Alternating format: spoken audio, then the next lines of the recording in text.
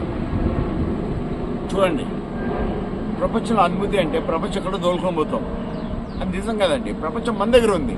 మన రైతులు, మన ముద్ద పెట్టేవాళ్ళు, మన జీవితాన్ని ఎంతోమంది ఉన్నారు. కానీ మనం ఎక్కడో పోయి మనం ఎక్కడో ఆలోచించుకుని మన జీవితాని కోసం ఆలోచిస్తాం. కానీ ఇక్కడే రైతు బిడ్డలు ఉన్నాం. మనము సూపర్ అన్నపూర్ణ దేశం అంది. That's what we are. మనమే అన్నము వేరే వాళ్ళకి భిక్ష చేస్తున్నాం అంటే మన దేశం మీద మాట్లాడుతూ ఒప్పుకునే శక్తి లేదండి. ఇంకో మాట చెప్తున్నాను, Russia is like friendly country to us, అంటే ఒక బ్రదర్ ఇంటిషన్ కంట్రీ. కానీ యుఎస్, యూకే ఇప్పుడు జరిగే అన్యాయాలు మాట్లాడుకుని ఏం మాట్లాడదలుచుకోలేదు, ఎందుకంటే ఇది జరుగుతున్నాయి కాబట్టి.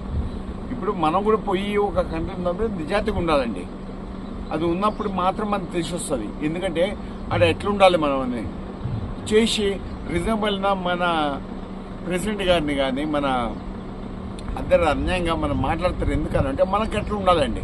ప్లీజ్, ఇది మీకు అర్థం కావాలి. చిన్నపిల్లలు కానీ ఎవరు కానీ పోయి దొంగతనాలు చేయడం అని చేస్తే మన ఇండియన్ రిజర్వులు నాశనం చేస్తాం. Thank you so much.